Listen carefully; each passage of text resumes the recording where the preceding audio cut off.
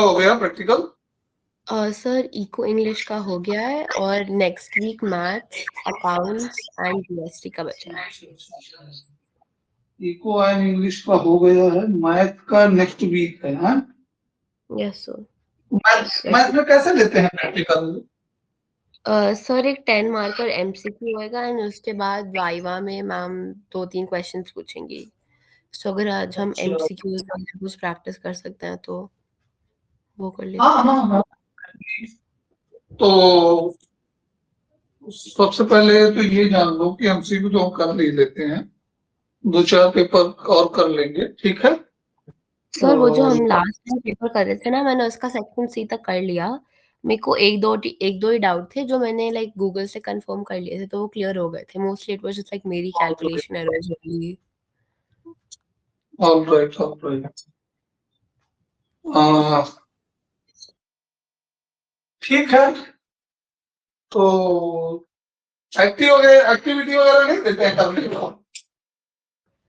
Sir वो written practical file के लिए होती है, बट देन उसके बेसिस पे कुछ पूछते नहीं है। Okay okay, so any question you have in your mind regarding practical, then I can reply that if you ask that question. आपको कहीं डाउट हो कि इस चीज में, उसके बाद फिर हम अपना आइडिया देंगे। पहले आपका जो है वो डिस्कस कर लेते हैं, ठीक है? आपको कुछ पूछना है किसी चैप्टर से रिलेटेड, एक्टिविटी जो आपने की हो उसमें कोई डाउट है कि सर हमें ये वाली एक्टिविटी, तो बेसिकली एमसीक्यूज और वाइवा वगैरह एक बार बता दो, प्रोबेबिलिटी थोड़ा डाउटफुल है। हाँ हाँ, सबसे पहले आप हमको ये बताइए कि आपने एक्टिव फाइल जो बनाई है, एक्चुअली वहां पे तो सो मेनी एक्टिविटी हैं, 15 से 20 एक्टिविटी हैं, तो आपने कौन कौन से कंडक्ट किए हैं, फाइल में कौन कौन सी एक्टिविटी लिखी हैं, उनके नाम बताइए तो हम उन पे फोकस करके बताएं। आपको कुछ रिमेम्बर है? सर मैं आपको बताती हूँ। सो बेसिकली द फाइल से आर टीचर इज सेइंग कि तुम्हें बस लिख के सबमिट कर देनी है, और लिखने के लिए भी she had given us the entire PDF. उसके अलावा जो एमसीक्यू का टेस्ट होएगा that is gonna be based on the syllabus and not on like the practical file. और जो वाइवा क्वेश्चंस होंगे वो भी सिलेबस से होंगे, ऐसे फाइल से नहीं होंगे। सो इवन इफ लाइक अगर फाइल में मतलब लिखना है बस, उसके अलावा फाइल का ज्यादा कुछ इंपॉर्टेंस है नहीं। बेसिकली जो एमसीक्यू टेस्ट लेते हैं वो पेपर बना के देते हैं? हाँ सर। प्रिंटेड पेपर देंगे, फिर कितने क्वेश्चन रहेंगे उसमें? 10 सर। 10 क्वेश्चन रहेंगे, तो it will be same for whole batch और डिपेंड ऑन द, मतलब पूरे बैच के लिए एक है या ग्रुप बनाया जाएगा बैच में? हाँ, सेट अलग अलग होंगे आई थिंक। अच्छा अच्छा अच्छा, ओके। 3-4 सेट होंगे तो उसी में आपको लोगों को मिल जाएगा, उसी को रोटेट करा दिया जाएगा। हाँ, तो उसमें कौन सा किसके पास जाता है फिर वो उसको सॉल्व करके सबमिट कर देगा। 10 क्वेश्चन का एमसीक्यू रहेगा, 10 मार्क्स का वाइवा रहेगा। हाँ, 20 marks, 5 marks viva, practical file जो है 5 marks practical, 5 marks viva. Okay, 5 marks की एक्टिविटी फाइल हो गई, 5 मार्क्स का वाइवा हो गया, और 10 मार्क्स का आपका एमसीक्यू हो जाएगा, 20 मार्क्स ये हो गए। और ये जो इंटरनल लेते हैं इनका कहाँ ले जाते हैं फिर? क्या सर? ये इंटरनल जो होते हैं, term 1, term 2, term 3, 3 practical exam वो होते हैं ना आपके टर्म के एग्जाम, तो उनको नहीं करते क्या? पता नहीं सर, ये तो अभी जो प्रैक्टिकल ले रहे हैं ना, ये तो सिर्फ प्रैक्टिस है। अभी ये फाइनल वाला जो सीबीएसई में जाएगा वो नहीं है। नहीं नहीं नहीं, मैथ वगैरह के लिए तो यही फाइनल बनाएंगे इसी को। नहीं, एक और होएगा इसमें। नहीं, एक्सटर्नल तो मैथ में नहीं आता है। हाँ वो तो नहीं आता है, बट जब बाकी के एक्सटर्नल्स वगैरह आएंगे उस टाइम पे होएगा एक और I think. I don't know, जब हम स्कूल में थे जिस टाइम पे, तो जो सीबीएसई को कंडक्ट कराते थे तो मैथ के लिए ठीक है, अपने स्कूल का अपना अपना ये फ्रीडम रहती है स्कूल को कि वो कैसे कंडक्ट करा रहा है, इस पे स्ट्रिक्ट गाइडलाइन नहीं है सीबीएसई की। ठीक है, तो फुल सिलेबस में एमसीक्यू तो आप चैप्टर वाइज एमसीक्यू देख लो, अगर कुछ डाउट है तो बताओ। ठीक है, अदरवाइज पेपर से एमसीक्यू देख लेते हैं हम। मोस्टली आपके जो पेपर में आए हुए हैं अब तक, जितने पेपर आपने दिए हों, ठीक है, अब तक आपने मैथ के जितने भी एग्जाम कंडक्ट किए हों स्कूल में, मैं जो आइडिया दे रहा हूं, आपने अब तक जितने भी एमसीक्यू मतलब कि एग्जाम दिए हों अप्रैल 24 से लेकर के टिल द डेट, आप सारे पेपर अगर रखे हों तो उनके एमसीक्यू आप चेक कर लीजिएगा एक बार। ठीक है, और उनको उनमें अगर किसी भी एमसीक्यू किसी क्वेश्चन में अगर आपको डाउट अराइज होगा, ये स्ट्रेटजी मैं बता रहा हूं, प्लान। ठीक है, तो अगर उसमें कहीं भी आपको किसी भी क्वेश्चन में डाउट हो तो WhatsApp me any time, okay, you will get response. Okay, अभी हम, क्योंकि अभी तो आपके पास होगा नहीं इमीडिएट इस मोमेंट पे कि हम कुछ डिस्कस करें, तो ये हम एक टेंटेटिव बता रहे हैं आपको, प्लानिंग कि आप कैसे प्रिपेयर करें। फिर दूसरा चीज ये कि आपको जितने भी क्वेश्चन पेपर मिलते हैं मोस्टली उसी में से आप प्रिपेयर कर लीजिए एमसीक्यू। और ऑलमोस्ट वैसे तो एरिया ब्रॉड बहुत होता है, फिर भी वो 10 क्वेश्चन पूछ रहे हैं तो ऑलमोस्ट तो 13 तो चैप्टर ही हैं अपने। तो देखिए, वो तो डिपेंड करता है इंडिविजुअल कौन से चैप्टर से क्या लेते हैं, और आपके उस पे भी, लक पे भी डिपेंड करेगा आपको कौन सा सेट मिलेगा। ठीक, and remaining the viva, viva जो हम लोग लेते थे when I was in school, तो एट दैट मोमेंट हम स्टूडेंट से प्रियरिटी पूछ लेते थे कि आपका बेस्ट चैप्टर कौन सा प्रिपेयर्ड है, फिर उसी चैप्टर से रिलेटेड वाइवा कर लेते थे। Actually syllabus is broad, viva is in the sense of broad. Okay, तो उसमें प्रेजेंस ऑफ माइंड ज्यादा काम आता है वाइवा में। ठीक है, और रिटर्न का तो खैर वो तो फिक्स्ड है, जो वो लिख के देंगे हमको उसी को सॉल्व करना पड़ेगा। एंड वाइवा टेंटेटिव क्वेश्चन आता है, एडेंडम, रेंडमली क्वेश्चन आते हैं वाइवा में, उसमें कोई प्री प्लान्ड नहीं रहता कि हमको कौन से स्टूडेंट को क्या पूछना चाहिए। तो उसमें आप पहले तो, आई डोंट नो इस रीजन का आप लोगों के लोकेशन के टीचरों का क्या माइंडसेट रहता है, बट 90% सेम रहता है। क्या करते हैं वाइवा के लिए, वाइवा के लिए आपका इस viva is just like a interview, and आपसे पहले तो आपका फेवरेट चैप्टर पूछ लेते हैं। ठीक है, फिर उसी में क्वेश्चन करते हैं, फिर कभी कभार अगर आप अच्छा रिस्पॉन्स देते जाते हैं तो कभी कभार दाएं बाएं होकर के, डिविएट होकर के टॉपिक से कुछ क्वेश्चन मिलता जुलता राइज कर लेते हैं। ठीक है, तो एमसीक्यू से रिलेटेड हम कुछ, अभी अपने पास ढेर सारा टाइम है, तो अभी जैसा कि आपने बोला है कि एमसीक्यू, तो पिछला पेपर जो हम दिए थे वो उसके तो एमसीक्यू हो गए आपके, यस सर। जो हमने सर एक बार पेपर पहले आपको प्रोबेबिलिटी के पर्टिकुलरली एमसीक्यूज डिस्कस कर लो। कौन से एमसीक्यू? प्रोबेबिलिटी के लिए अगर आप कहीं से ढूंढ पाओ तो। अच्छा, प्रोबेबिलिटी के लेवल का एमसीक्यू डिस्कस कर दें, तो वेट करो 1 मिनट। एक हमने फाइल आपको भिजवाई थी रिसेप्शन डेस्क से, आपको पहुंची है? इंपॉर्टेंट क्वेश्चन की लिस्ट, हाँ 20 सर, पेज की फाइल थी, तो वो सॉल्व है पूरा, और उसके क्वेश्चन में कुछ एमसीक्यू होंगे। इवन दो प्रोबेबिलिटी से हम एमसीक्यू की एक फाइल आपको भेज देते हैं, और अभी तुरंत इमीडिएट भेज रहे हैं, उसको चेक करो, और माइट भी वो हेल्पफुल होगी। ठीक है, ओके, तो wait a moment, I am sending that. Okay, PDF probability आप बोल रहे हैं ना, प्रोबेबिलिटी का एमसीक्यू पीडीएफ भेज दे रहे हैं, और आप उसको देख लीजिए, जिसमें बाकी फिर आप प्रिपेयर्ड रहिए उसी से रिलेटेड। ओके,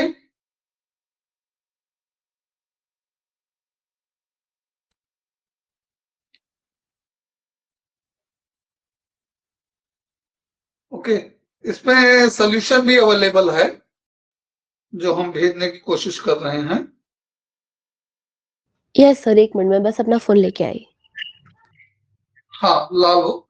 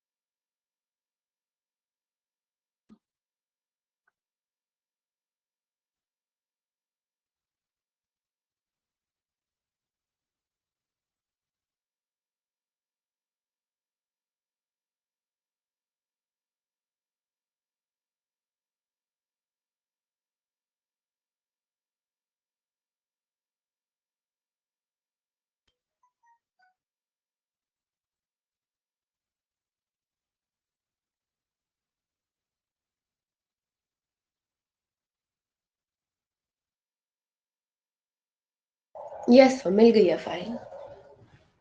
हाँ, एक हमने भेज दिया, एक और भेज रहे हैं, 2 फाइल में भेज रहे हैं। तो इसमें आपको आई होप एम्पल क्वेश्चन मिल जाएंगे, लगभग 50-40 क्वेश्चन हो जाएंगे दोनों फाइल को मिला के। और आई होप दैट अगर इतने हम कर पाएंगे तो ये एक अच्छा हमारे लोगों को चैप्टर पे कमांड होगा। Okay, yes sir.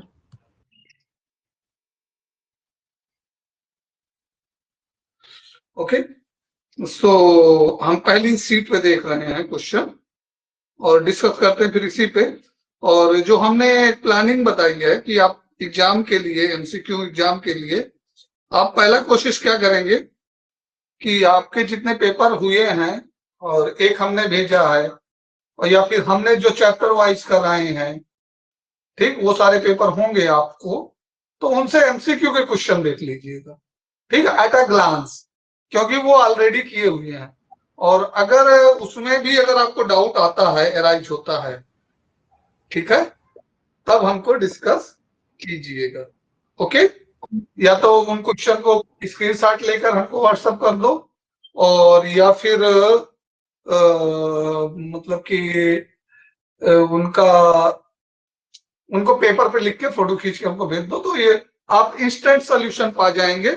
हम available in spite of the class. Okay, classroom के बियॉन्ड आप सॉल्यूशन पा सकते हैं, तो उसके लिए हमको आपको करना पड़ेगा इतना हेल्प, वो मतलब आपको हेल्प लेने के लिए इतना एक्टिव रहना पड़ेगा। ठीक है, तो चलिए हम इस पे देख लेते हैं प्रोबेबिलिटी का, जो हमारा टर्म 2 का ये फाइल हमने सेंड की है। ठीक है, ओके, तो इसमें आप देख लें पहले कि पहला क्वेश्चन देख लें, अगर समझ में आ रहा है कि नहीं आ रहा। Probability of if A and B are two events such that probability of A does not equal to 0 and probability A B over A equals to 1, then which case is correct? B over A मतलब कि intersection of, अगर हम यहाँ पे board पे लिखना चाहें तो probability B over A equals to 1 given है ना, सोल्यूशन बाद में देखिए, पहले ये गिवन है। और probability of B over A को हम कैसे लिखते हैं बेटे? Probability of B intersection A, पहले कॉन्सेप्ट को समझो, सोल्यूशन तो हम देख ही लेंगे। अब over A upon A, probability of A, ये हम लिखते हैं। ठीक है, अब इसका मतलब ये दोनों सेम होना चाहिए, probability of B intersection A equals to probability of A। Okay, तो B intersection A equals to A हो जाना चाहिए। ठीक है, अब B इंटरसेक्शन A कब होगा? जब B सबसेट हो, B के सारे मेंबर A के मेंबर हों। अब यहाँ पे थोड़ा सा सेट का नॉलेज लग रहा है। जब बी के सारे मेंबर, सपोज दैट बी में 1 2 हैं और ए में 1 2 3 हैं, 1 2 3 हैं, तो B intersection A equal to क्या आ जाएगा? सॉरी सॉरी सॉरी, थोड़ा सा एरर हो गया। हाँ, ए सब should be subset of B, A should be subset of B, हमने उल्टा लिख दिया इसको, ठीक है। सर ये बी कैसे सबसेट, पता चला B should be subset of A या फिर A should be subset of B? देखिए हम बता रहे हैं, B A should be subset of B, A should be subset of B means A के सारे मेंबर बी में हैं, इसको हम बी नाम देते हैं और इसको हम ए नाम देते हैं। तो यहां पे ध्यान से देखेंगे, अगर हम इसको ए नाम दिए हैं, इसको बी, अब दोनों का इंटरसेक्शन लेंगे तो ए ही आएगा ना, बोलिए। Got it? इंटरसेक्शन में छोटा सेट आता है और यूनियन में बड़ा सेट आता है। Yes sir. ठीक है, तो Yes. ए सबसेट बी जो है इसका आंसर हो जाएगा option A.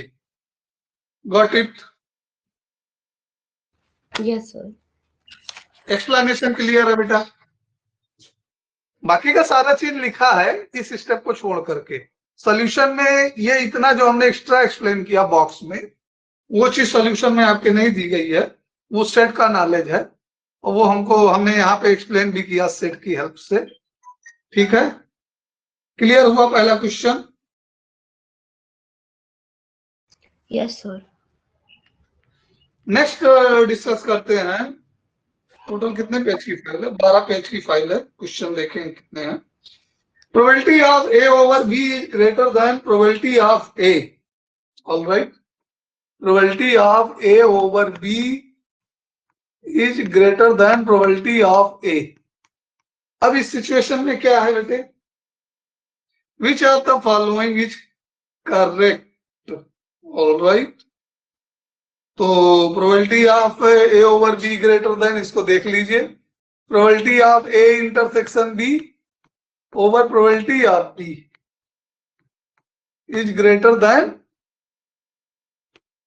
Probability of A. Okay, तो यहां से एक चीज क्लियर हो सकती है कि इसको हम ट्रांसपोज करके A intersection B over probability of A greater than probability of B, ये भी तो लिख सकते हैं। और लेफ्ट साइड क्या है? ये left side probability B over A है, is greater than probability of B. तो ये ऑप्शन शायद ऑप्शन में है इंटरसेक्शन का। देखिए, इंटरसेक्शन का बी ऑप्शन क्यों नहीं होगा? क्योंकि ये इंडिपेंडेंट इवेंट में केस में होता है। जब इंडिपेंडेंट इवेंट होंगे तब हम लगाएंगे ये, अदरवाइज ये लगता नहीं है। ठीक है, और सी में इक्वल तो आ ही नहीं रहा, डी में तो इक्वल आ ही नहीं रहा है, और प्रोबेबिलिटी बी ओवर ए ग्रेटर देन। ये क्लियर हो गया एक्सप्लेनेशन? Yes sir. बाकी का एक्सप्लेन क्वेश्चन के ईच क्वेश्चन का सोल्यूशन है, तो आप उसमें देख करके आप गो थ्रू हो सकते हैं, एट अ ग्लांस देखते हुए, समझते हुए। ठीक है, और जहां कहीं दिक्कत आए वहां पे फिर से हमसे पूछ सकते हैं। ठीक है, तो नेक्स्ट, और साथ में कब है आपका मैथ का practical? So Wednesday I think. Wednesday, तो अभी 3-4 डे है। तो सबसे उसके पहले भी कोई है कि केवल अब नेक्स्ट मैथ का ही है? नहीं सर, रोज है, मंडे ट्यूसडे भी है। मंडे ट्यूसडे भी है, तो मतलब कि टाइम आपको कम ही मिलने वाला है, क्योंकि जिसका पहले रहेगा उसको प्रिपेयर्ड होगा। ठीक है, चलिए फिर भी थोड़ा थोड़ा मैथ को देखते रहिए, क्योंकि मैथ का एरिया ब्रॉड है।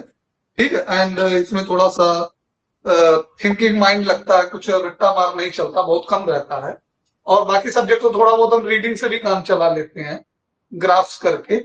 लेकिन मैथमेटिक्स में ग्राफ्स तो करना पड़ता है, साथ साथ क्रिटिकल थिंकिंग का भी यूज होता रहता है। क्लियर?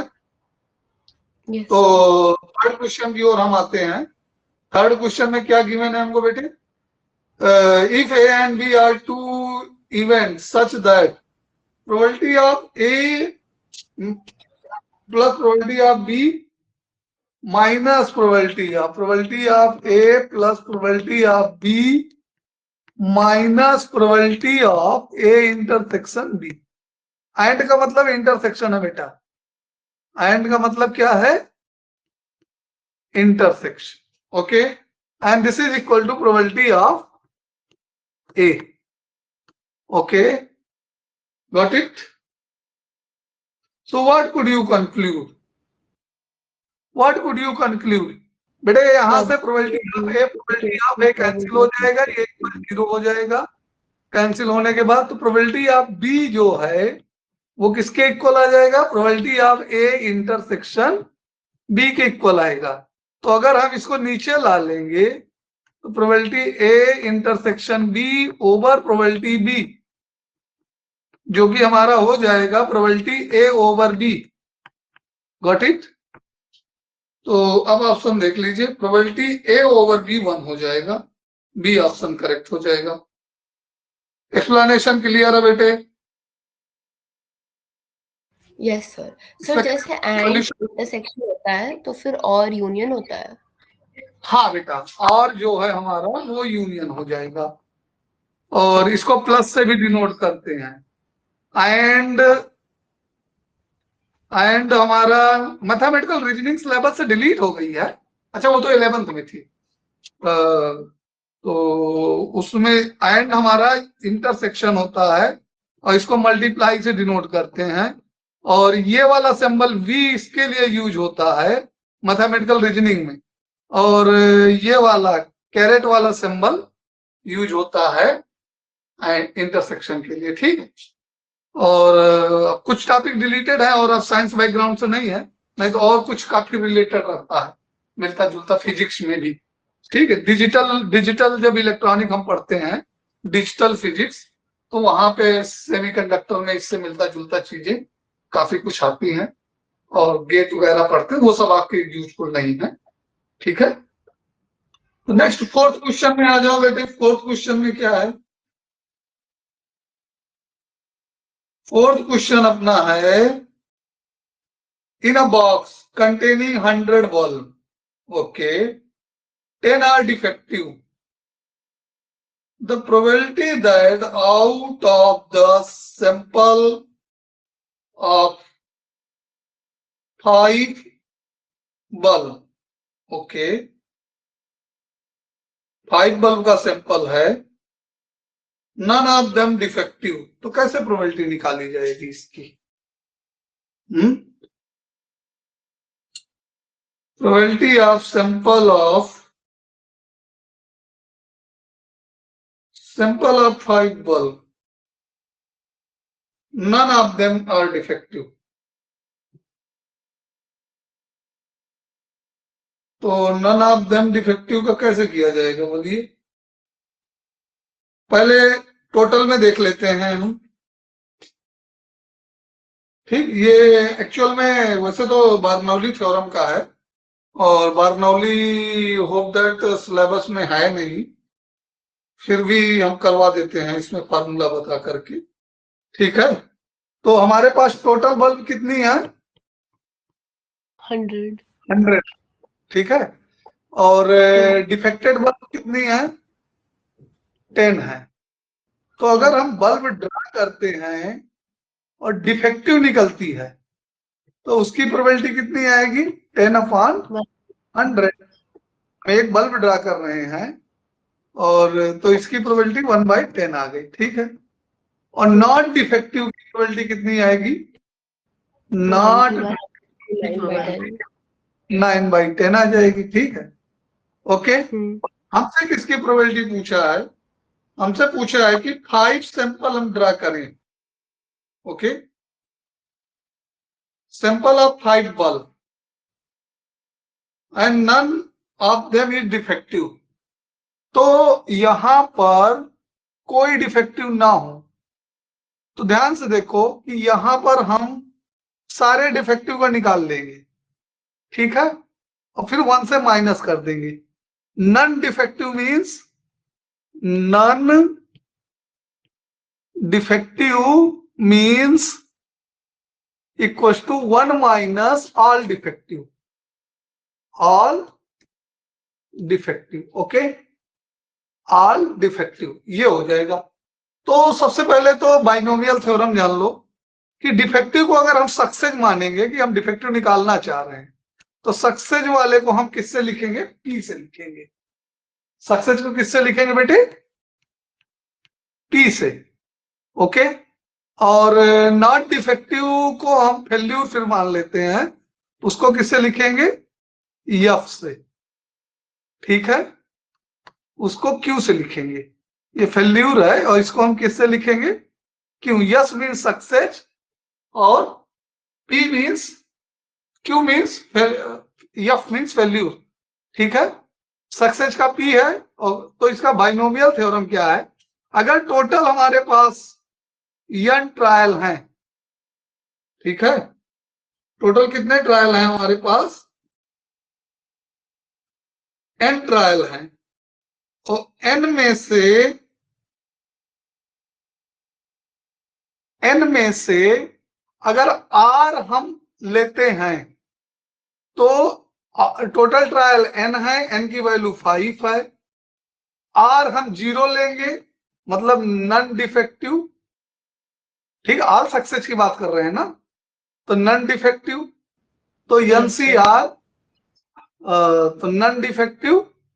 तो अगर हम ऑल सक्सेस की बात कर रहे हैं तो नन डिफेक्टिव की बात करेंगे, तो NCR, और ये हो जाएगा NCR combination and success failure की power n minus R into Q की पावर मतलब सक्सेस की पावर r, ठीक है, ये याद रखो NCR, ये नोट कर लो अपनी कॉपी पे और ये आपको रिमेंबर रखना होगा। तो यहां हमारा n की वैल्यू 5 है, ठीक है, और r की वैल्यू हम 0 ले रहे हैं, तो क्यों r 0 इसलिए ले रहे हैं कि एक भी हम करेक्ट बल्ब नहीं ले रहे हैं, ठीक है, हम सारे के सारे डिफेक्टिव बल्ब ले रहे हैं, ठीक है। तो इसको हमने उल्टा कर दिया है शायद, तो ये नन डिफेक्टिव का निकलेगा ना, नन डिफेक्टिव फिर सक्सेस हो जाना चाहिए। चलिए देखते हैं करके फिलहाल। तो ये आ जाएगा 1/10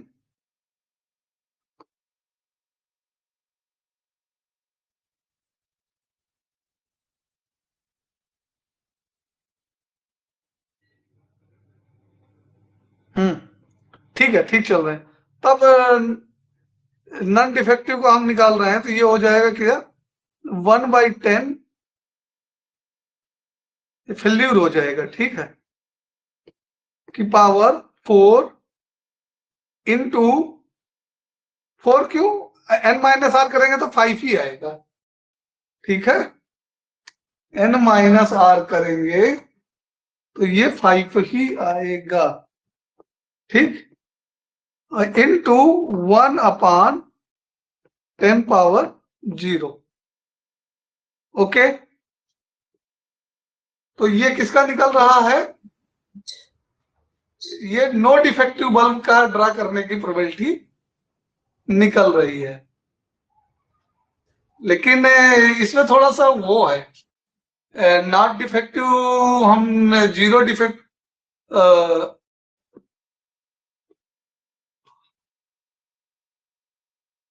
1 माइनस ऑल डिफेक्टिव,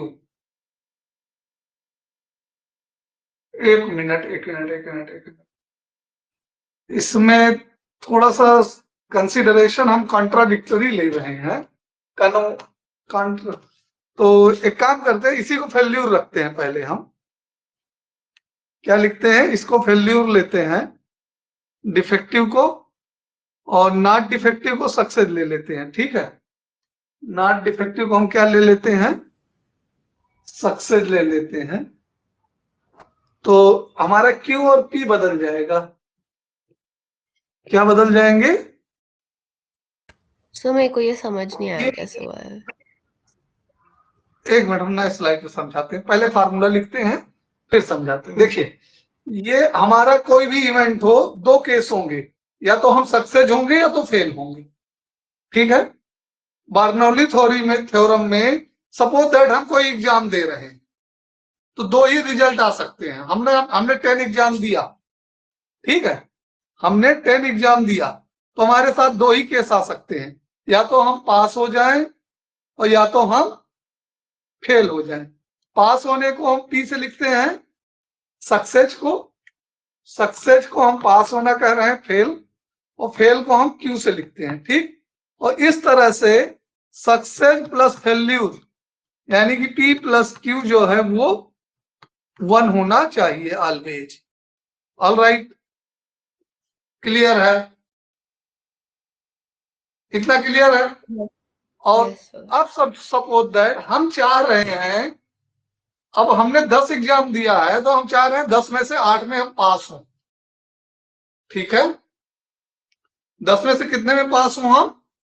8 में पास हों, तो वो आर है जो हमें चाहिए। ठीक, तो ऐसी सिचुएशन के लिए जो फार्मूला बनता है, प्रोबेबिलिटी हमें आर में चाहिए, 8 में। ठीक है, तो प्रोबेबिलिटी ऑफ 8वें एग्जाम में हमें पास होने की प्रोबेबिलिटी क्या होगी? एक्स इक्व टू आर, ये हो जाएगा NCR Q power N minus R into P power R. ये फार्मूला होता है, फार्मूला उसी पैटर्न में है, फार्मूले में कोई चेंज नहीं है। अब देखो ध्यान से, हमको क्या चाहिए था बेटा? हमको सारी बल्ब जो हैं वो क्या निकलनी चाहिए? नॉन डिफेक्टिव निकलनी चाहिए। अब अपने क्वेश्चन पे आते हैं। हमारे पास टोटल बल्ब कितने हैं? टोटल बल्ब 10 है, 100 है, टोटल बल्ब 100 है। ओके, टोटल बल्ब कितने हैं हमारे पास? टोटल बल्ब हमारे पास 100 है, और उसमें डिफेक्टिव कितने हैं? 10 है।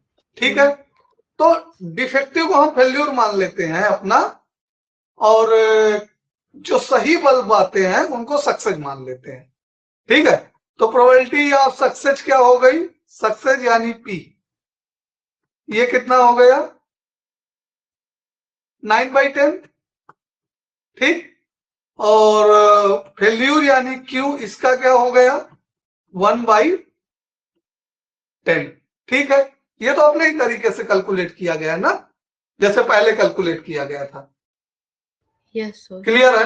केवल हमने कंसीडरेशन चेंज कर दिया, कंसीडरेशन चेंज कर दिया। पिछले बार जो हम कर रहे थे तो उसमें डिफेक्टिव को सक्सेस ले रहे थे पहले, और नॉट डिफेक्टिव को फेल्यूर ले रहे थे। वो हमने कंसीडरेशन अपना चेंज कर दिया, जो मानने का तरीका, लेट करने का तरीका, कंसीडर करने का था, उसको हमने चेंज कर दिया। तो इस बार हमने करेक्ट बल्ब निकलने का, नॉन डिफेक्टिव निकलने को सक्सेस मान लिया है। ठीक है, और अब हमें क्या करना है? फेल्यूर में सारे बल्ब हमारे क्या निकलने चाहिए? करेक्ट निकलने चाहिए। ठीक है, हमारे सारे बल्ब क्या निकलने चाहिए? Correct. करेक्ट निकलने चाहिए। ठीक है, Yes, sir. Okay. Yes, sir. तो हम क्या कर रहे थे? हम ये कह रहे थे कि हम नो करेक्ट का निकाल लें। ठीक है, तो हमारे तो सारा बल्ब हमारा जो आएगा नो करेक्ट का, वो हमारा आ जाएगा, उसको 1 से माइनस कर देंगे तो ये आ जाएगा। ठीक है, तो यहां से अगर हम निकालेंगे तो ये कितना आएगा? नो करेक्ट का, नो करेक्ट का हमारा प्रोबेबिलिटी ऑफ ऑल डिफेक्टिव निकाल रहे हैं। ठीक, ऑल डिफेक्टिव निकालेंगे तो 5 हमारे पास n5 है, n5 है, और r 0 है, क्योंकि हम एक भी डिफेक्टिव नहीं चाह रहे हैं। ठीक है, तो 5C0, और ये हमारा 1/10 power 5, okay, into 9/10 power 5, sorry 5 नहीं, यहाँ पे 0 आ जाएगा, r की वैल्यू 0 होगी। p के प्लेस पर हमारा 1/10 है। NC0 की वैल्यू बेटा कितनी होती है हमको रिमेंबर रखना है।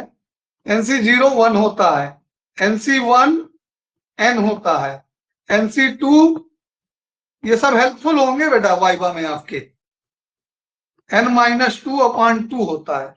अगर प्रोबेबिलिटी चैप्टर आप चूज करोगे तो ये सारी चीजें फिर हेल्पफुल होंगी, ठीक है। तो ये हमारा हो जाएगा कितना, 5C0 1 हो गया इंटू 10/1/10 पावर 5। ओके, तो अब हम इसको क्या करेंगे, तो ये तो 1 हो जाएगा इंटू किसी भी नंबर की पावर 0 क्या आएगा, 1 हो जाता है, तो 1/10 पावर 5। ये हमारा आ गया नॉट डिफेक्टिव का। ओके, तो ऑल डिफेक्टिव का, ऑल बल्ब हमने क्या निकाली, डिफेक्टिव निकाली। तो नो बल्ब डिफेक्टिव का क्या आएगा, नो बल्ब डिफेक्टिव का क्या आ जाएगा, नो बल्ब डिफेक्टिव में probability of no bulb defective, no bulb defective में 1 minus all bulb defective, all bulb defective. तो इसको 1 माइनस कर देते हैं, तो 1 माइनस कितना हो जाएगा, 1 माइनस 1/10 पावर 5। ओके, तो ये 10 पावर 5 माइनस 1/10 पावर 5, इसको हम लिख पाएंगे 9/10 power whole 5। Okay, yes sir. Okay, yes sir. तो ये हो गया, ठीक। और इसमें हम क्लियर हुआ ये क्वेश्चन, यस सर, हो गया। हम समझ रहे हैं कि ये सिलेबस से बाहर है, तो पढ़ाते वक्त भी नहीं पढ़ाए थे हम, तो एक क्वेश्चन में क्लियर होना थोड़ा सा डिफिकल्ट रहता है। और वैसे भी बर्नौली थ्योरम और बाइनोमियल डिस्ट्रीब्यूशन ये दोनों के नाम से जाना जाता है। अगर आपसे अगर इससे क्वेश्चन अराइज भी होते हैं तो आप बोल सकते हैं सीधा सीधा कि सर बीटी जो है binomial theorem, Bernoulli theorem and binomial distribution, Bernoulli theorem, BT मतलब बर्नौली थ्योरम और बीडी मतलब बाइनोमियल डिस्ट्रीब्यूशन। ये बर्नौली जी थ्योरम दिए हैं और उसी थ्योरम का नाम बाइनोमियल डिस्ट्रीब्यूशन है। तो आप डायरेक्टली बोल सकते हैं सर ये टॉपिक सिलेबस में नहीं है, और वाइवा के टाइम पे अगर आपको ना रिमेंबर रहे तो, और फिर भी जो रिमेंबर रहे उसको बोलिएगा, ये फार्मूला है इसका, और इसकी कुछ प्रॉपर्टी होती है बाइनोमियल डिस्ट्रीब्यूशन की, बर्नौली एक्सपेरिमेंट की, उसमें प्रॉपर्टी हम बता देंगे। प्रॉपर्टी में एक लिमिटेड नंबर ऑफ ट्रायल होगा, जैसे यहाँ पे n की वैल्यू 5 है, लिमिटेड नंबर ऑफ ट्रायल होगा, fixed and limited number of trial, पहला पॉइंट। दूसरा, मतलब लिमिटेड का मतलब फाइनाइट बोल सकते हो, फाइनाइट नंबर ऑफ ट्रायल, ठीक। और दूसरा, ट्रायल की कंडीशन सेम होंगी, बार बार कंडीशन नहीं चेंज होंगी। और तीसरा, ट्रायल हमारा 2 पार्ट में डिवाइड होगा, आइदर सक्सेस और फेल्यूर, ठीक है। सक्सेस को हम P से कहते हैं और फेल्यूर को Q कहते हैं। उस सिनेरियो में RF अटेम्प्ट के सक्सेस होने की प्रोबेबिलिटी, RF अटेम्प्ट के सक्सेस होने की प्रोबेबिलिटी NCR Q की power n minus R into P power R होती है। ये फॉर्मूला है, क्लियर। Yes sir. तो इसमें मेन रिमेंबर रखने वाली बात, finite number of trial, trial should be in identical condition, उनका ट्रायल का कंडीशन नहीं चेंज होना चाहिए, टर्म एंड कंडीशन जो होंगी वो आइडेंटिकल होनी चाहिए। और तीसरा, trial should be divided in only 2 part, success and failure. ठीक है, और फिर ये फार्मूला। नेक्स्ट क्वेश्चन पे हम आते हैं। Fifth question, the mean of the number. हाँ, एक चीज और ध्यान दीजिएगा, बाइनोमियल डिस्ट्रीब्यूशन में मीन जो होता है, mean x bar equal to NP होता है। ठीक है, और वेरिएंस जो होता है, वेरिएंस जो होता है वो NPQ होता है। ये बात ध्यान देना, हालांकि ये सिलेबस के बाहर है इसलिए हमने नहीं पढ़ाया था। मीन जो होता है वो क्या होता है, NP होता है, और वेरिएंस जो होता है वो NPQ होता है। बाकी का प्रोबेबिलिटी में ये केस नहीं आता, बाकी की प्रोबेबिलिटी में हमने बाइनोमियल डिस्ट्रीब्यूशन को दूसरे तरीके से पढ़ाया है। ठीक है, तो देखते हैं इसमें क्या लगता है। पहले अगले क्वेश्चन में, द मीन ऑफ, एक बार फिर से बोलो बेटा। यहाँ पे P और Q क्या है? P वही है सक्सेस, एंड Q जो है वो फेल्यूर है। P is the success and Q is the failure. ठीक है, नंबर ऑफ ट्रायल। ठीक है, लेकिन ये बाइनोमियल थ्योरम के लिए है बेटा, बाइनोमियल डिस्ट्रीब्यूशन के लिए, और किसी दूसरे के लिए नहीं है। ये प्रोबेबिलिटी में हर केस के लिए फार्मूले अलग अलग हैं मीन और वेरिएंस के। ठीक है, बर्नौली डिस्ट्रीब्यूशन के लिए ये फार्मूला अप्लाइड है, और बर्नौली बाइनोमियल डिस्ट्रीब्यूशन या बर्नौली थ्योरम, बाइनोमियल डिस्ट्रीब्यूशन और बर्नौली थ्योरम दोनों एक ही हैं। ठीक है, क्लियर। तो नेक्स्ट क्वेश्चन मीन से रिलेटेड है, तो उसको हम देखते हैं।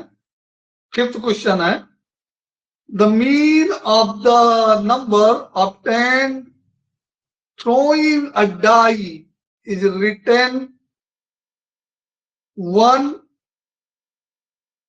on 3 faces and 2 on 2 faces, 5 on 1 faces। तो सबसे इंटरेस्टिंग इसमें क्या है, 1 कितने फेस में लिखा है, 3 फेस पर, और 2 कितने फेस पर लिखा है, 2 ही फेस पर। ठीक है, और 5 कितने फेस पर लिखा है, 1 फेस पर लिखा है। ठीक है, टोटल फेस कितने होते हैं, टोटल फेस कितने होते हैं, 6 होते हैं टोटल फेस। यफ मतलब फेस, नॉट फेल्यूस। ओके, तो कह रहा है कि इसका मीन बताओ। तो सबसे पहले प्रोबेबिलिटी डिस्ट्रीब्यूशन बता लेते हैं।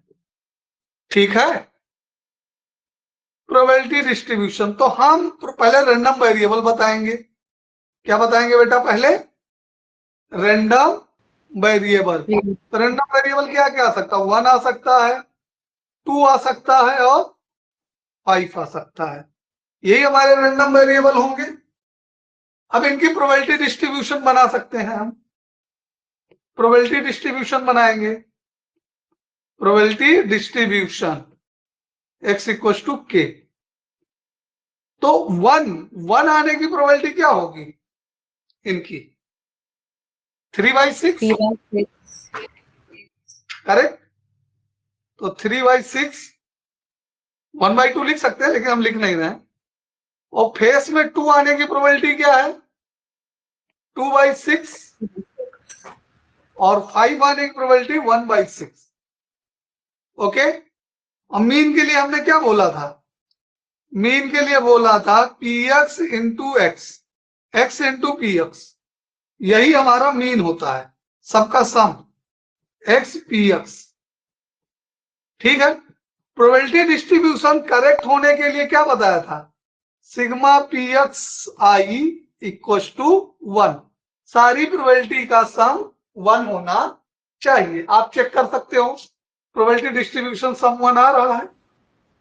नहीं आ रहा सर मेरा तो। हाँ, नहीं आ रहा सर, 2 आ रहा है मेरा।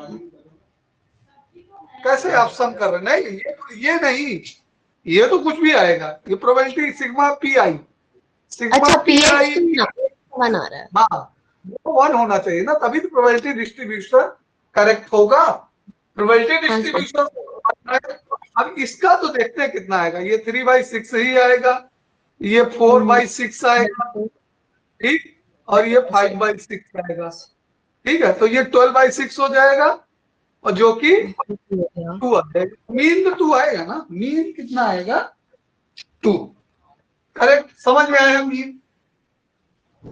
तो random variable, other random variable के लिए मीन क्या है? एक्स पी एक्स है, सिग्मा एक्स पी एक्स है। लेकिन बार्नौली के लिए हमने क्या बताया था? पी और एक्स। पी क्या है? सक्सेस की probability, sorry N, P N. Yes ये नहीं बताया था ना? हाँ, पी एन नहीं बताया था। यस सर, PN बताया था। हाँ, एनपी बताया था, एनपी, करेक्ट। तो बार्नौली के लिए एनपी है, ठीक। बार्नौली के लिए मीन क्या है? एनपी है। और इसमें अगर वेरिएंस निकालना होगा, इसमें वेरिएंस निकालना होगा, तो हमने फार्मूला क्या बताया है? एक्स स्क्वायर पी एक्स और सिग्मा उसका, और माइनस एक्स पी एक्स का whole square. X P X यानी मीन, इसका होल स्क्वायर। और इसी को एक्सपेक्टेशन कहते हैं। क्या कहते हैं? मीन को ही मैथमेटिकल एक्सपेक्टेशन कहते हैं। ये चीजें हम एम्फसाइज करके रिपीट करा दे रहे हैं, ठीक है। और ये उसके बाद वही हमारे सिलेबस में है। बेटा एनसीईआरटी बुक में तो नहीं है, सिलेबस हम देखे नहीं अभी। वैसे सिलेबस तो हमको देखना पड़ेगा। आपने कहा था कि क्लास में टीचर ने पढ़ाया था, हमने करा दिया। वो सिंपल पेपर में देखना, वेरिएंस का क्वेश्चन तो नहीं है शायद, तो देख लेंगे हम, ठीक है। वैसे हम कल कंफर्म कर देंगे, चलो कल का मतलब व्हाट्सअप कर देंगे हम, करके कंफर्म आ जाए, ठीक है। तो स्टैंडर्ड डेविएशन में क्या होता है? Yes D, root of variance, root of, ये एक्स हर जगह इसलिए लगाते हैं कि एक्स वेरिएबल को दिखाता है, रैंडम वेरिएबल को। तो जो कुछ स्टडी करते हैं, मीन, वेरिएंस, स्टैंडर्ड डेविएशन, ये सब कुछ किसका स्टडी करते हैं? रैंडम वेरिएबल का हम स्टडी करते हैं। Got it? Yes sir. कोई डिफिकल्टी? तो ये फार्मूले बेटे आप रिमाइंड कर लीजिएगा, नोट कर लीजिएगा, ठीक है। मीन को मैथमेटिकल एक्सपेक्टेशन या ओनली एक्सपेक्टेशन के नाम से जानते हैं, और ई ऑफ एक्स से लिखते हैं। P of x probability distribution है, एक्स रैंडम वेरिएबल है, VAR वेरिएंस है, और एस डी स्टैंडर्ड डेविएशन है, ठीक है। एक्सपेक्टेशन यानी मीन और वेरिएंस का फार्मूला बर्नौली थ्योरम या बाइनोमियल डिस्ट्रीब्यूशन में चेंज हो जाता है, ठीक है। वो हमने बता दिया है, clear? Yes sir. Any doubt? No sir. चलिए 6th क्वेश्चन तक हो गए, 5th क्वेश्चन तक। 6th क्वेश्चन में क्या है? The probability of obtaining an even prime number on each die when a pair of die is rolled। कितनी die roll की गई हैं? 2। Pair of die. तो आउटकम कितना हो गया? सिंपल स्पेस 36 हो जाएगा, 6 × 6। और किसकी प्रोबेबिलिटी पूछ रहा है? Each die even prime number, मतलब 2 की प्रोबेबिलिटी। कितने 2 आएंगे? ओनली 1 आएंगे।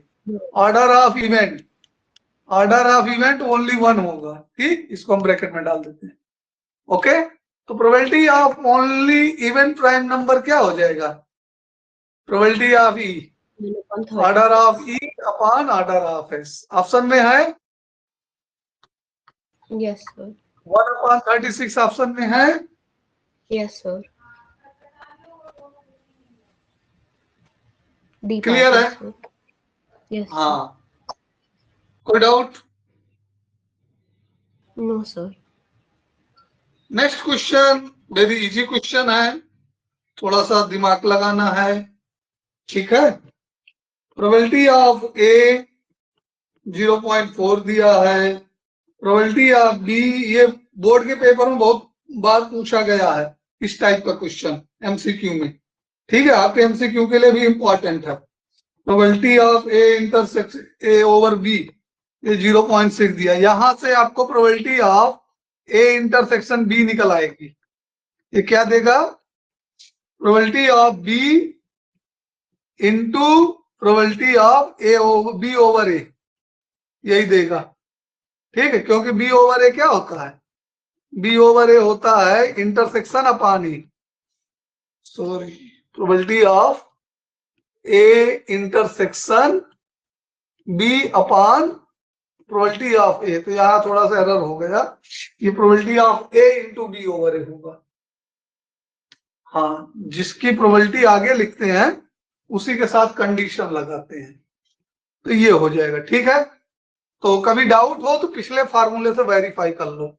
यही तो मल्टीप्लिकेशन थ्योरम है हमारी, यही हमारी क्या है? मल्टीप्लिकेशन थ्योरम है।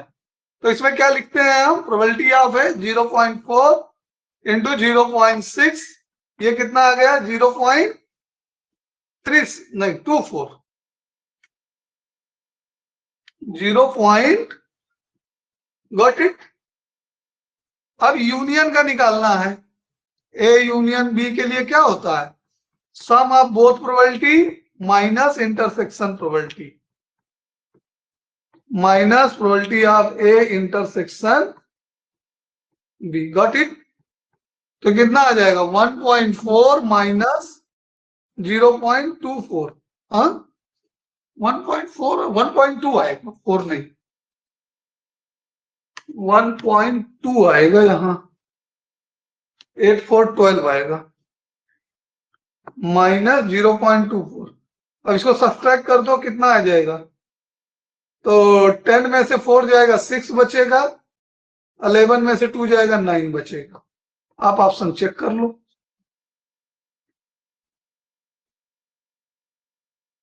Yes sir. क्लियर है?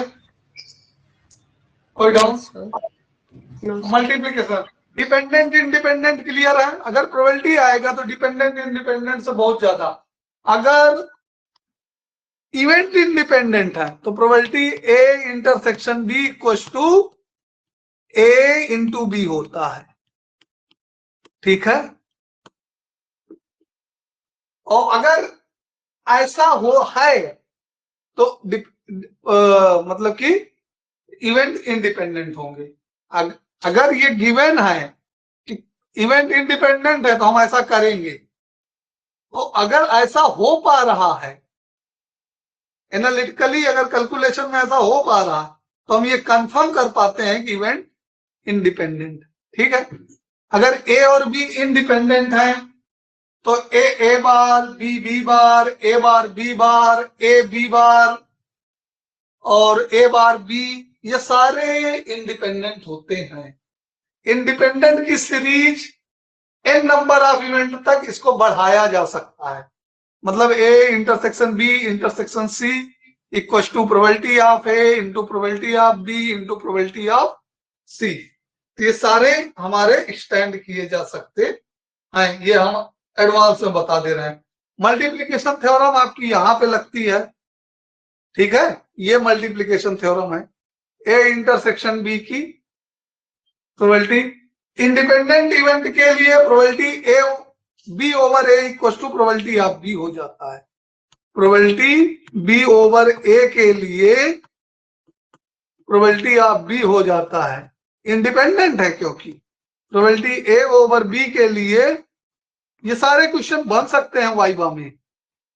ठीक है, कह देगा टीचर की, एग्जामिनर की, A and B are independent event, तो probability of A over B क्या होगा? या probability of B over A क्या होगा। ठीक है, गॉट इट, ठीक है सर, यस सर, कंफर्म है। Yes sir. अब 8th क्वेश्चन देखिए आप। 8th क्वेश्चन क्या है, a box has 10 pen, again 100 pen and 10 defective pen। ठीक है, what is the probability that out of sample, तो सिमिलर क्वेश्चन हो गया। 5 pen drawn one by one with replacement, at most one is defective, ज्यादा से ज्यादा एक defective आए। तो ये भी बार्नौली का ही है, वैसे ही बनेगा। ठीक है, एट मोस्ट बोला है तो 2 इवेंट ले आएगा ये, ज्यादा से ज्यादा एक डिफेक्टिव, तो कोई भी ना डिफेक्टिव हो और 1 डिफेक्टिव हो, ये 2 सिचुएशन होंगे रैंडम वेरिएबल की तरह। ठीक है, तो हम क्या करेंगे, probability of 0 plus probability of 1 defective, 0 defective और 1 डिफेक्टिव। ठीक है, तो प्रोबेबिलिटी ऑफ सक्सेस कितना हो गया बेटे, 1/10। नहीं, इस बार डिफेक्टिव को कह रहा है ना, तो डिफेक्टिव को हम फेल्यूर ले लेंगे, सॉरी सक्सेस ले लेंगे और उसको क्यू को डिफेक्टिव ले लेंगे। ठीक, तो डिफेक्टिव की बात कर रहे हैं हम, तो P इक्वल टू 1/10 और Q इक्वल टू 9/10। ओके, फिर से वही क्वेश्चन है, तो Yes, n की sir. वैल्यू 5 है, थोड़ा सा चेंज किया है बस, r की वैल्यू 0 है। और जब भी वाइवा देने जाना, वाइवा देने के पहले के लिए एक हमारा प्री सजेशन है, आपके जो एमसीक्यू मिले हों पेपर में, आप एग्जाम में तो कर पाए हों, मतलब उनको सॉल्व करते हो तो कर पाए हो, लेकिन वाइवा के बिफोर उनको भी गो थ्रो कर लेना अच्छे से, मे भी वही पेपर से वाइवा के क्वेश्चन अराइज हो जाए।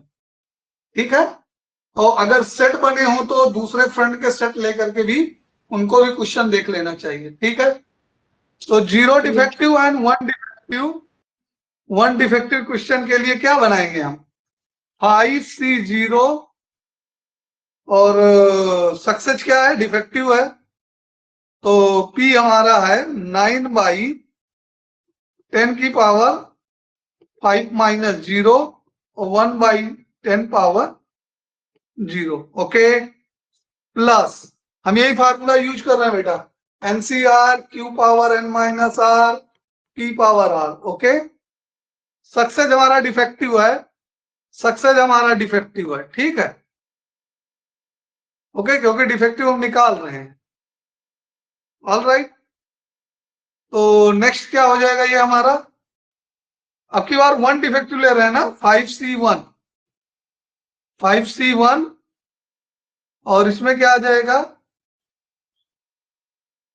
क्यू की जगह 9/10 की पावर 4 आ जाएगा, 5 - 1 4। हाँ, यहाँ पे एट मोस्ट 1 डिफेक्टिव है, तो 0 डिफेक्टिव का भी तो एक केस हो सकता है। हाँ, तो 0 वाला ही लिखे ना, 0 डिफेक्टिव। अच्छा, ये जो हाँ बॉक्स ठीक में है, 0 डिफेक्टिव का ही है यस। ना, और ये 1 डिफेक्टिव का है। ये 0,1 हम पहले लिख के दिखाए हैं ना आपको, इंटू 1/10 की पावर 1। ओके, और NC1 की वैल्यू हमने बताई है n, तो 5C1 की वैल्यू 5 आएगी और NC0 की वैल्यू हमने बताई है 1, तो ये 1 × 9/10 पावर 5 और इंटू 1 और प्लस 5 × 9/10 पावर 4 इंटू 1/10, तो 5 से कैंसिल कर देंगे, ये 1/2 आ जाएगा, तो ये आ गया 9/10 power 5 plus 1/2 into 9/10⁴ option check कर लो। और बेटा अगर वैसे तो टीचर अलाउ करते हैं, खुद देते हैं, अगर आपको वाइवा के मोमेंट पे ऐसा लगे कि हमको पेन पेपर की जरूरत है और आपको ना मिला हो तो मांग लेना, इसमें कोई हेजिटेट होने की जरूरत नहीं है, या फिर अपना लेके जाना। ठीक। हाँ सर। यस। हाँ वैसे तो टीचर अलाउ करते हैं, खुद देते हैं कि अगर आपको कुछ क्योंकि मैथ का वाइवा दे रहे हो आप तो लिखने की जरूरत पड़ सकती है, कैलकुलेशन की जरूरत पड़ सकती है, तो इसके लिए या तो आप अपना खुद लेके जाओ अगर आप हेजिटेट हो रहे हो पूछने में, और या तो फिर अगर सिंसियर टीचर है तो वो खुद दे देगा एडवांस में, या फिर पूछ लेगा आपको पेन पेपर की जरूरत है या नहीं। और अगर ऐसा नहीं होता, ना तो आप एडवांस में लेके गए हैं अपना और ना टीचर दिया है, तो आप फियरलेस होकर के मांग सकते हैं। ठीक है, ये दूसरा सजेशन था वाइवा के रिगार्ड। ठीक है, तो क्वेश्चन नंबर में हम आ जाते हैं। अब आगे क्वेश्चन थोड़ा डिफिकल्ट जाएंगे, 9 तक इजी थे। टोटल कितने क्वेश्चन हैं 12 पेज की फाइल में? एम्पल क्वेश्चन है, केस स्टडी भी है, ठीक है, एमसीक्यू में तो सफिशियंट है, तो कुछ केस स्टडी भी है। अच्छी बात यह सारे सॉल्व हैं, आप देख सकते हैं। जहां पर किसी भी क्वेश्चन का सॉल्यूशन ना आए तो व्हाट्सएप पे हमको क्वेट कर दीजिएगा, ठीक है, हम उसको एक्सप्लेन कर देंगे at any moment. Next question देखते हैं। A and B are the two student. ये थोड़ा सा फाइल ओल्ड सिलेबस पे लग रही है, तो मैं भी कुछ डिलीटेड टॉपिक भी इसमें इन्वॉल्व हूं, ठीक है, okay. And A and B are two student, their chance to solving a problem, okay. A के प्रॉब्लम सॉल्व करने की चांस क्या है 1/3, और बी के सॉल्व करने की चांस क्या है 1/4, ओके। बाकी का तो प्रॉब्लम पढ़ने के बाद पता लगता है respectively. If the probability of their making common error, common error मतलब ना सॉल्व कर पाना, कॉमन एरर का मतलब ना सॉल्व कर पाना, तो प्रोबेबिलिटी ऑफ नॉट ए 1/2/3, और probability of not be, error का मतलब नॉट सॉल्व कर पाना, ठीक। और कॉमन एरर मतलब क्या गिवन है हमको, ए नॉट बी, दोनों गलती कर रहे हैं, सेम गलती कर रहे हैं, ठीक है, कॉमन एरर। तो एंड गलती कर रहे हैं दोनों और सेम गलती कर रहे हैं, मतलब कॉमन है, मतलब इंटरसेक्शन है। ये कितना गिवन है 1/20, okay, you got it. Error मतलब ना सॉल्व कर पाना, कॉमन एरर मतलब दोनों का इंटरसेक्शन, ठीक है, okay. They obtained same answer, what is the probability, same answer मतलब they got correct answer, okay, मतलब कि दोनों सॉल्व कर पाए हैं, तो दोनों सॉल्व कर पाने का मतलब यूनियन, सेम आंसर दोनों को सॉल्व कर पाने का मतलब यूनियन, ए यूनियन बी, ये क्वेश्चन मार्क है। तो पहले तो सबसे पहले तो इंडिपेंडेंट इवेंट होना चाहिए, हाँ बेटे, इंडिपेंडेंट। तो अगर इंडिपेंडेंट होता तो A bar intersection B bar equal to, ये तो होल्ड करना चाहिए था ना, ए बार इंटरसेक्शन बी बार, हम यहीं से पता लगाएंगे कि ए के सॉल्व करने का बी के सॉल्व करने से कोई रिलेशन नहीं होना चाहिए। Probability of A bar into probability of B bar, तो ये तो हो नहीं पा रहा है, हाँ, कॉमन एरर में, क्योंकि 2/3 इंटू 3/4, तो वो 1/2 कॉमन आ जाएगा। प्रोबेबिलिटी 1/2 आ रही है, तो ये तो एग्जिस्ट नहीं हो रहा है इंडिपेंडेंट इवेंट। इसका एक्सप्लेनेशन में क्या दिया है, एक मिनट देख लेते हैं। फिलहाल if E1 is the event of both solve problem, E2, अच्छा इसको थोड़ा सा अदर वे में सॉल्व किया है, बे थ्योरम लगाया है। इसमें ये ऐसे इंडिपेंडेंट इवेंट तो हैं ए और बी, लेकिन ये जो कैलकुलेशन हुआ है ये इस वे में नहीं होगा, ठीक है। इसका सॉल्व करने का तरीका ही दूसरा होगा, ठीक है।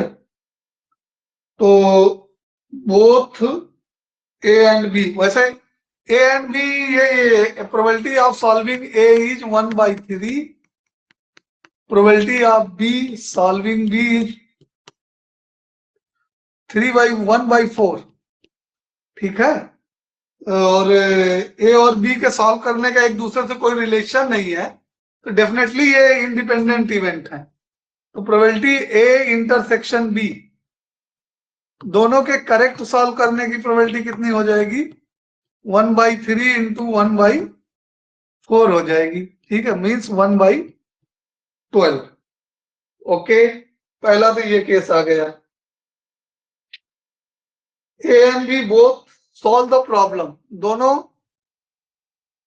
सॉल्व कर ले जाएं प्रॉब्लम, ठीक है। इसको हमें इवेंट E1 मानते हैं।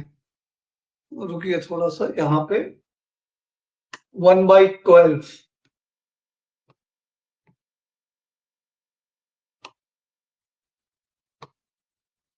Event E1। E1 क्या है? A and B both solve the problem. Event E1 जो है वो है A and B both able to solve problem, able to solve problem. Solving problem means they are doing correct, okay। तो ये E1 हो गया, okay. E2, A solve correct, B cannot solve correct, okay. E2 में क्या करेंगे? E2 में situation है, दोनों सॉल्व कर ले, कोई एक सॉल्व करे और दोनों ना सॉल्व कर पाए, ठीक है। 4 सिचुएशन है यहाँ पे, तो दोनों सॉल्व कर ले तो ये है, ठीक। ए सॉल्व कर ले, ए सॉल्व कर ले, बी नॉट सॉल्व कर पाए, नॉट सॉल्व कर पाए, ठीक। ए सॉल्व कर लेता है, बी नॉट सॉल्व कर लेता है, तो इस सिचुएशन में प्रोबेबिलिटी क्या होगी? प्रोबेबिलिटी E2 इस सिचुएशन की हो जाए, ए तो सॉल्व कर ले रहा है और बी नहीं सॉल्व कर पा रहा है, तो इसका 3/4 बी के ना सॉल्व करने पे, तो ये कितनी आ जाएगी? 1/4, 1/4। Event E2 event is both A and B got incorrect solution। अच्छा, दोनों ना सॉल्व कर पाए, उसका दिखाया है। हमने किसका लिया है?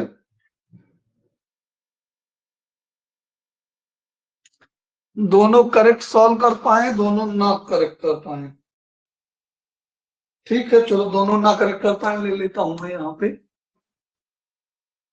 A and B both not solve correctly, A and B both not solve problem। तो उस सिचुएशन में 2/3 एंड 3/4, ये दोनों कैंसिल हो गए और ये यहां से कैंसिल हो गया 1/2। तो दोनों के ना सॉल्व कर पाने की प्रोबेबिलिटी कितनी हो गई? 1/2 हो गई E2। नेक्स्ट क्या कह रहा है? इसमें एक इवेंट E लेते हैं कि both have got same answer,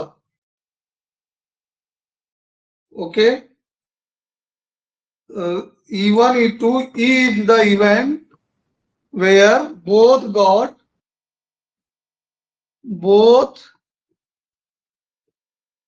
got same answer, same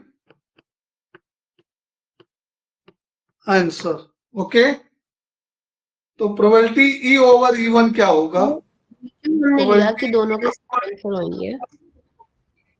हाँ बेटे, सर ये जो हमने ई लिया है वो क्यों लिया है, किस बेसिस पे लिया है? या तो दोनों के सही आंसर आए या तो दोनों के गलत आंसर आए। सर पर ये लिया कैसे, किस क्या थॉट प्रोसेस गया कि यही कंडीशन लेंगे? मतलब कि हम समझ नहीं पा रहे आप क्या पूछ रहे हैं। ई जो लिया है, हाँ सर, ठीक है, ऐसे भी तो चांसेस हो सकते हैं ना, जब एक का सही एक का गलत हो। तो वो हाँ वाला चार हमने सिचुएशन, वो कर दिया ओमिट, वो बताओ। एक का सही एक का गलत हटा दिया है। हमने केवल दोनों का गलत आंसर रहने चाहिए। क्या चाहिए? बे थ्योरम लगाने के लिए ये कर रहे हैं हम, ठीक है। हमको दोनों के गलत आंसर की प्रोबेबिलिटी दी गई है। प्रोबेबिलिटी ऑफ E2 गिवन है। प्रोबेबिलिटी ऑफ E2 कितना गिवन है? दोनों गलती कर रहे हैं एक साथ, 1/20 ये गिवन है। ठीक है। E over E2, E over E2 same answer आ रहा है ना, और दोनों के गलत आ रहे हैं, ठीक है। E ओवर E2, तो प्रोबेबिलिटी E ओवर E1। देखो भाई, आंसर तो करेक्ट आएगा तो सबका एक ही आंसर आएगा ना। करेक्ट आंसर तो एक ही होता है, वो तो दो चार आंसर होंगे नहीं, ठीक है। दोनों के सेम आंसर आ रहे हैं, ऑप्शन एमसीक्यू में मान लो तो एक ही ऑप्शन रहेगा सबके पेपर में ना, अलग तो ऑप्शन रहेगा नहीं करेक्ट के लिए। तो ये तो हमेशा वन रहेगा, कंडीशनल भी, ठीक है। और दूसरा E over E2, E over E2 कितना दिया है? 1/20 दिया है, ठीक। और हमसे पूछा क्या है कि दोनों के सेम आंसर आ जाएं, उसकी प्रोबेबिलिटी बताओ। नहीं, दोनों के करेक्ट आंसर आ जाए। करेक्ट आए और दोनों के करेक्ट आए, दोनों के करेक्ट आने का मतलब दोनों का सेम आए, तो प्रोबेबिलिटी E1 ओवर E बताना है। क्या बताना है? Over E, E1 over E बताना है, ठीक है। तो अब इसके लिए हमें टोटल प्रोबेबिलिटी थ्योरम पे जाना पड़ेगा। तो probability of E1 into probability of E over E1, ये बे थ्योरम बना रहे हैं इसके लिए, upon probability of E1 into probability of E over E1 plus probability of E2 into probability of E over E2। Okay, तो इसका बे theorem में apply करते हैं हम यहाँ पे, तो कितना आएगा? E1 की प्रोबेबिलिटी हमने कितनी निकाली? 1/12, और कंडीशन पे कितना है? 1 है। E over E1 1/12 into 1 plus इसकी कितनी आई है? 1/2 आई है E2 की, E2 की 1/2 आई है। और E ओवर दोनों के सेम आंसर आए, मतलब वो गलत आए, तो इसका कितना गिवन है? ये दोनों का 1/20 गिवन है। अब इसको सॉल्व कर लेते हैं। तो 1/12 अपॉन 1/12 प्लस 1/2 इंटू 1/20, 1/40 हो गया, 1/40 हो गया था। इसको सॉल्व कर लेते हैं। तो 1/12 इंटू ये 40 ऊपर चला जाएगा, और ये 40 इंटू 12 ऊपर चला जाएगा, और ये 40 प्लस 10 12 नीचे रह जाएगा। तो 12 से 12 कैंसिल कर देंगे तो 40 अपॉन 52 आ जाएगा, जिसको हम रेड्यूस करेंगे तो कितना आएगा? 4 से 4 10 जा 4 13 जा 10/13, आ रहा final answer? Yes. Yes sir, 10/13। हाँ, तो इसको देख लीजिएगा अच्छे से, ठीक है। अब आगे बे थ्योरम के ही क्वेश्चन आएंगे।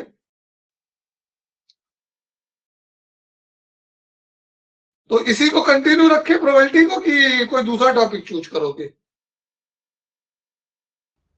तो कर लेते हैं यही वाली। यही वाली कर लेते हैं। तो इसमें कितने क्वेश्चन हो गए? 9 हो गए ना। यस। चलो, आधा घंटा बचा है और इसी को कंटिन्यू रखते हैं, ठीक है। तो इसका 10th क्वेश्चन देख लो। क्वेश्चन नंबर 10th देख लेते हैं, ठीक है। क्या है?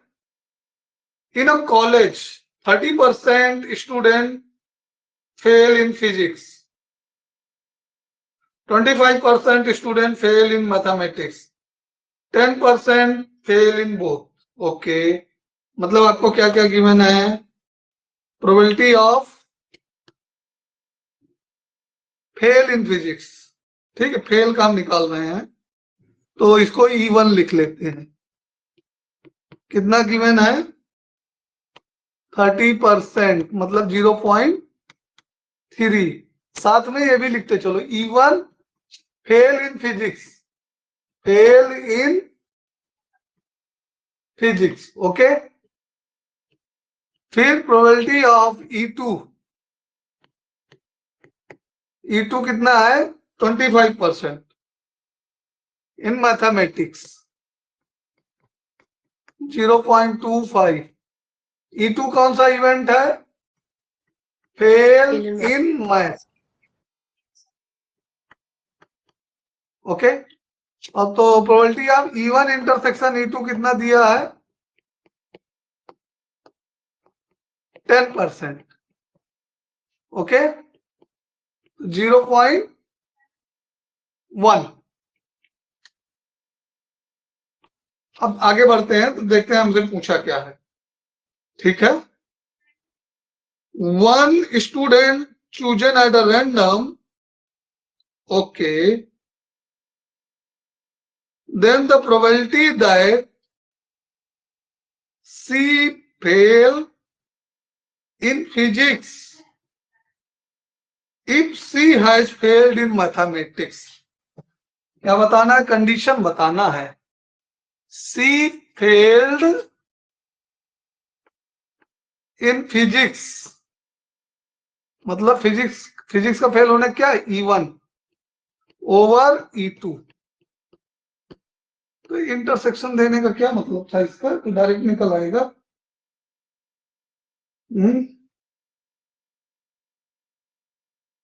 नहीं, डायरेक्ट कैसे निकल आएगा? तो दोनों में फेल होना, ये क्या होता है? Intersection useful, E1 intersection E2, दोनों में फेल होने वाले अपान मैथमेटिक्स में फेल होने वाले। Got it? तो 0.1 अपान 0.25, एक जीरो बढ़ा लो, 10/25 मीन्स 2/5। Got it?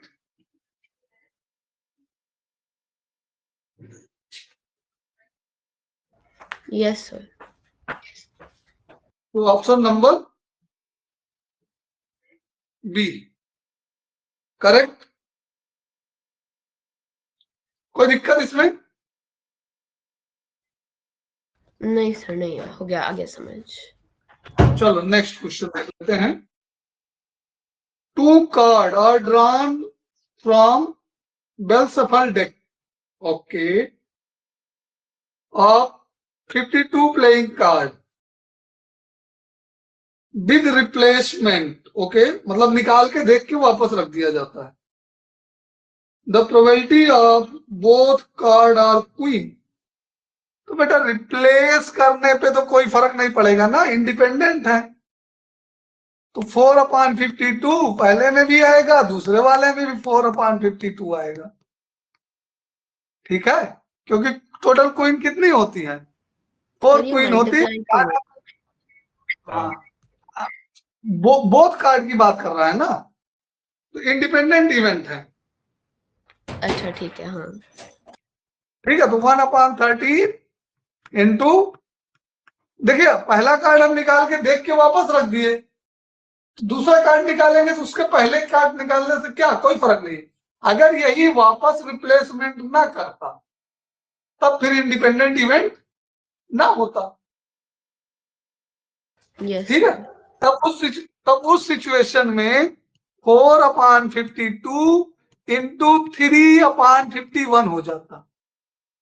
ठीक है, ये विदाउट रिप्लेसमेंट है। ये क्या है, 1/13 इंटू 1/17, ये भी ऑप्शन में होगा। हाँ देखो, सी ऑप्शन दिया, तो कंफ्यूज करने के लिए भी रहता है।